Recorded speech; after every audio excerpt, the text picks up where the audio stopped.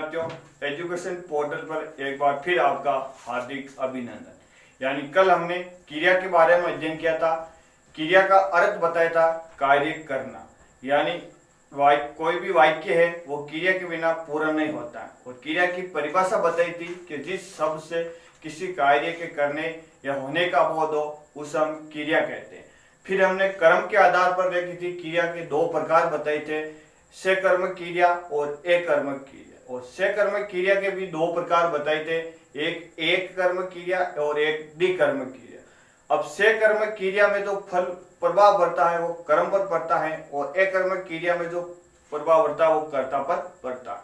तो आज हम वचन के बारे में अध्ययन करते हैं। तो देखते हैं वचन के बारे में। यानी व्याकरण में वचन का अर्थ संज्ञा। यानी व्याकरण में वचन का अर्थ है वो है संज्ञा। यानी जिस विकारी शब्द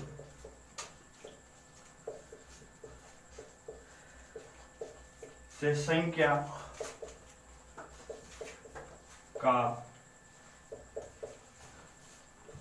बोध हो उसे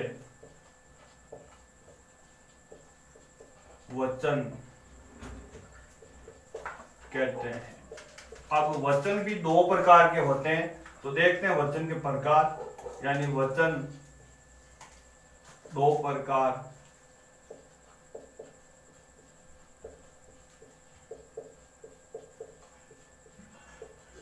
होते हैं। एक नंबर है वो है एक वचन और दो नंबर है वो है बहुवचन। यानी वचन का अर्थ होता है संख्या और परिभाषा है कि जिस विकारी शब्द से संख्या का बोध हो उससे हम वचन कहते हैं। अब वचन भी दो प्रकार के होते हैं, एक वचन और बहुवचन। अब एक वचन के बारे में हम देखते हैं, अध्ययन करते हैं विस्तार से।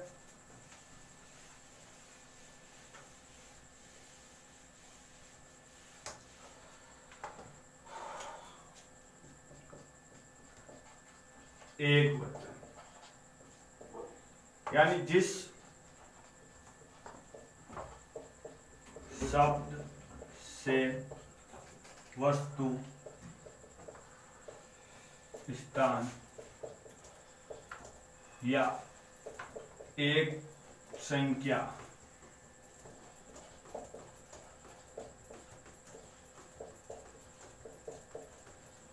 बोध हो उसे एक वचन कहते हैं। यानी जिस शब्द से वस्तु, स्थान या एक संख्या का बोध हो उसे एक वचन कहते हैं। जैसे हम उदाहरण देखते हैं, एक संख्या का बोध कैसे होता है। जैसे लड़का खेल रहा है। यानी लड़का खेल रहा है तो लड़का इसमें एक ही है, एक ही लड़का खेल रहा है तो ये एक वचन होगा। जैसे खिलौना टूट गया। यानी खिलौना टूट गया, खिलौना एक ही है वो टूट गया। ये मेरी पुस्तक है। यानी ये किसकी पुस्तक है, मेरी पुस्तक है। तो मेरी है तो इसमें ये मेरी पुस्तक है, एक वचन है। जैसे लड़का खेल रहा है, खिलौना टूट गया, ये मेरी पुस्तक है। इन सभी में एक ही व्यक्ति है या एक खिलौना है तो वही एक ही है। तो ऐसे शब्द जहाँ स्थान या एक संख्या का बोध हो उसे हम एक वचन कहते हैं। अब वचन का दूसरा प्रकार है बहुवचन। तो देखते हैं बहुवचन और इसमें देखते हैं कुछ शब्द ऐसे हैं जो हमेशा एक ही वचन में काम आते हैं। जैसे वर्षा है, जनता है, पानी है, दूध है आदि। यानी ये जो शब्द है वो हमेशा एक ही वचन में काम आते हैं, इनका बहुवचन नहीं होता है। जैसे वर्षा है, जनता है, पानी है, दूध है आदि। अब बहुवचन के बारे में देखते हैं।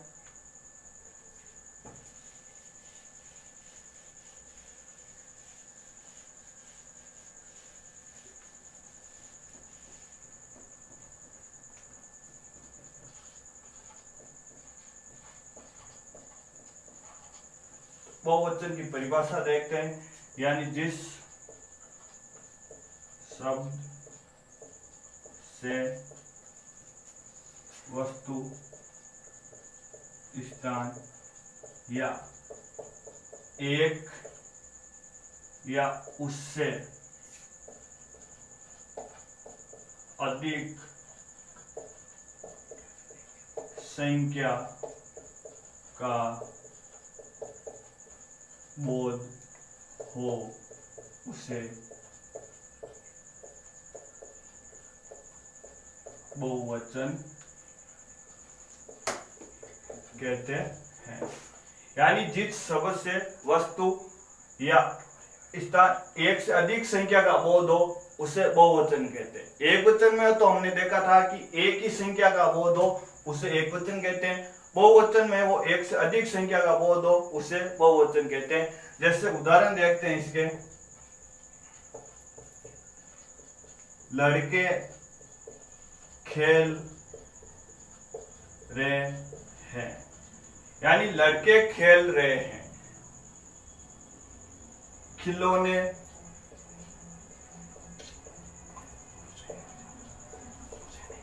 टूट गए हैं, यानी लड़के खेल रहे हैं, खिलौने टूट गए।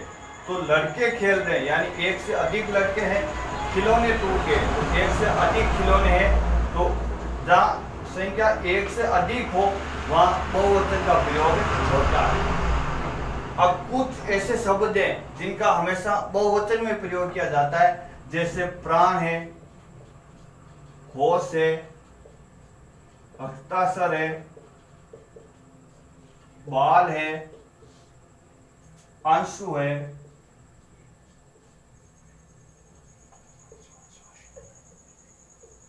यानी प्राण, होश, हस्ताक्षर, बाल आदि इन शब्दों का हमेशा बहुवचन में ही प्रयोग होता है। इनका कभी एक वचन में प्रयोग नहीं होता। अब कुछ जैसे शब्द के अंत में आ है, ए है, ई आते हैं तो उनका बहुवचन कैसे बनाते हैं वो देखते हैं हम।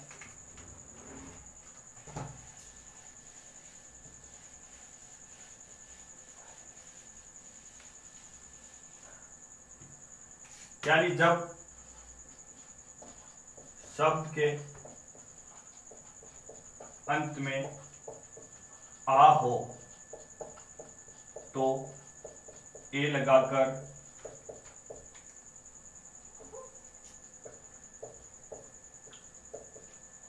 बहुवचन बनाते हैं।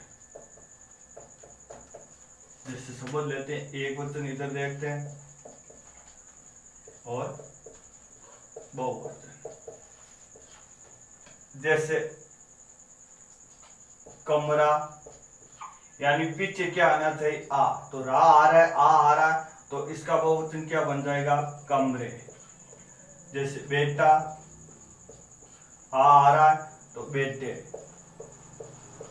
जैसे पपीता, आ रहा है तो पपीते। यानी ऐसे और कई भी शब्द है जो शब्द के अंत में आ रहा है तो उनका अंत में हम ए लगाकर उनका बहुवचन बनाते हैं। अब ए आ रहा है तो भी हम ए लगाकर ही इनका बहुवचन बनाएंगे। जैसे शब्द के अंत में ए हो तो भी ए लगाकर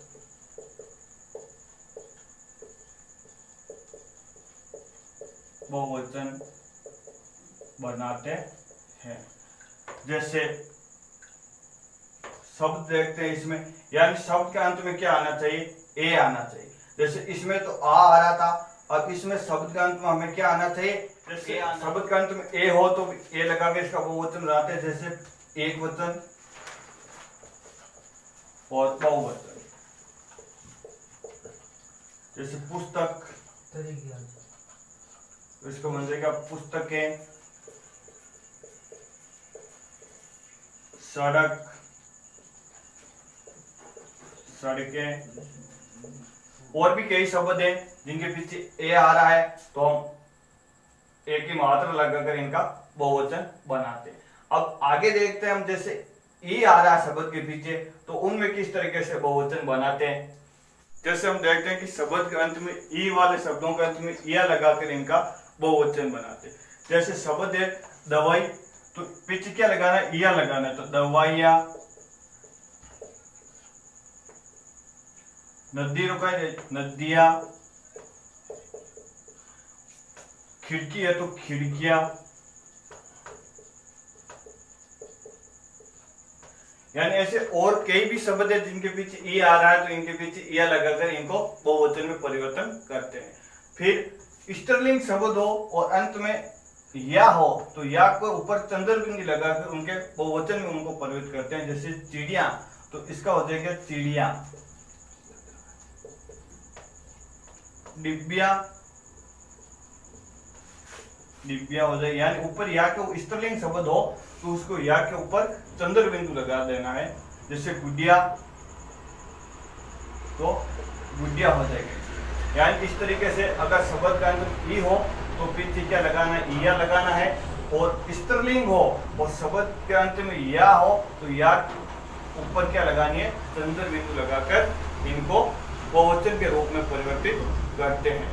अब आगे देखते हैं हम एक वचन से बहुवचन शब्द बनाते हैं। कई शब्द ऐसे जैसे जन, परिषद, इन शब्दों का प्रयोग लेते हैं। किन किन लेते हैं देखते हैं। कुछ शब्द जिनके पीछे ऊ या बड़ा ऊ हो, छोटा ऊ या बड़ा ऊ के साथ ये लगाकर उनको बहुवचन में परिवर्तन करते हैं। जैसे वधु है तो वधु है, यानी वस्तु है वस्तु है। बहु है बहु है। यानी और भी कई शब्द हैं जिनके पीछे छोटा ऊ या बड़ा ऊ की मात्रा हो, तो उनके साथ ए लगाकर ऊपर चंद्र बिंदु लगाकर उनको बहुवचन के रूप में परिवर्तित किया जाता है। आगे देखते हैं हम एक वचन शब्द के साथ जन, गण, परिषद, वर्ग आदि लगाकर उनको बहुवचन में परिवर्तन करते हैं। जैसे गुरु है तो इनका बहुवचन हो जाएगा गुरुजन। युवा है तो इसका बहुवचन हो जाएगा युवा वर्ग। मंत्रिमंडल है तो इसका बहुवचन हो जाएगा मंत्री परिषद। भक्त जन है यानी भक्त है तो इनका बहुवचन हो जाएगा भक्त जन। इस तरीके से एक वचन के साथ जन, गण, परिषद, वर्ग आदि लगाकर इनको बहुवचन में परिवर्तित किया जाता है। तो आज की क्लास में इतना ही। कल हम लिंग के बारे में अध्ययन करेंगे। धन्यवाद।